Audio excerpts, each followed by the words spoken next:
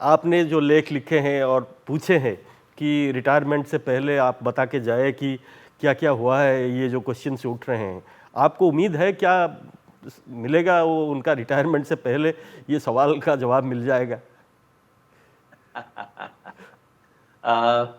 मैं कोई 25 साल से इलेक्शन कमीशन को देख रहा हूँ, 30 साल से। मैंने शेषन का ज़माना भी देखा है, जब इलेक्शन कमीशन में घुसते वक़्त आपको लगता था एयरपोर्ट में घुस रहे हैं, ऐसी सिक्योरिटी टाइट होती थी। लेकिन शेषन के ज़माने में उसके जो ऑर्डर हैं, वो भी मैंने देखे हैं। एमएस गिल, लिंगदो साहब का ज़माना भी देखा है, बाद में भी देखा है। कई चीज़ें ऐसी हुई जो मुझे पसंद नहीं आई। जैसे मैं आपको सच बताऊँ एमएस गिल जो कि इलेक्शन कमिश्नर के रूप में बहुत अच्छा काम किए थे। लेकिन बाद में कांग्रेस पार्टी जॉइन कर लिए, मंत्री बन गए। मुझे ये बात कहीं पसंद नहीं आई कि इलेक्शन कमिश्नर को ऐसे काम नहीं करने चाहिए। एक नवीन चावला हुआ जी। करते थे, जिनके बारे में आईएएस अफ़सर थे, उनके बारे में था इंप्रेशन ये था कि वो कांग्रेस के बहुत नज़दीक हैं। वो इलेक्शन कमीशन बने, मुझे पसंद नहीं आया, मुझे लगा ये मामला ठीक नहीं है, ये तो कुछ लेकिन बनने के बाद उन पे ऐसा कोई आरोप नहीं लगा कि उन्होंने इलेक्शन कमिश्नर बनने के बाद ऐसा कोई काम किया हो जो किसी पार्टी का पक्ष लेता हो।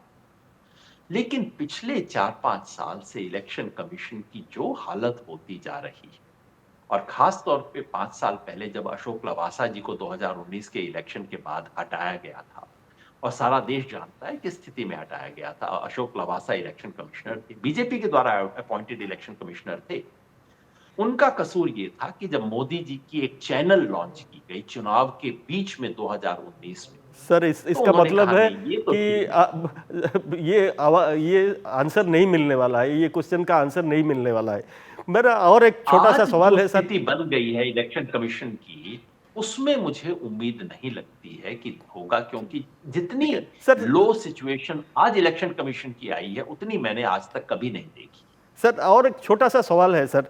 सर ये जो हमने ये डिफरेंसेस देखे हैं, ये जो गड़बड़ी देखे हैं, जो कुछ है अभी तक चर्चा हो रही है, ये इलेक्शन का जो रिज़ल्ट है, उसको इसका प्रभाव उस पर पड़ा होगा, ऐसा आपको लग रहा है?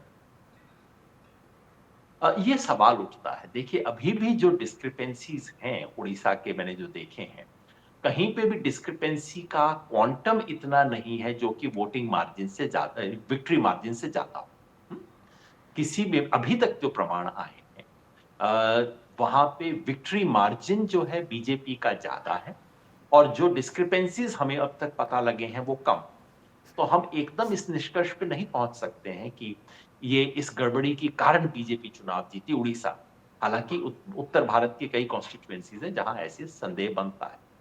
लेकिन अगर प्रक्रिया में गड़बड़ है, अगर मैं देख रहा हूँ कि भाई बैंक में मैंने रुपए जमा किए थे 518 और मेरे बैंक में जमा हुए 315 तो फिर तो मैं कहूँगा ना जब आप 518 को 315 कर सकते हो, तो भाई फिर तो सर आप 5 लाख को सर 3 लाख भी कर सकते टाइ हो।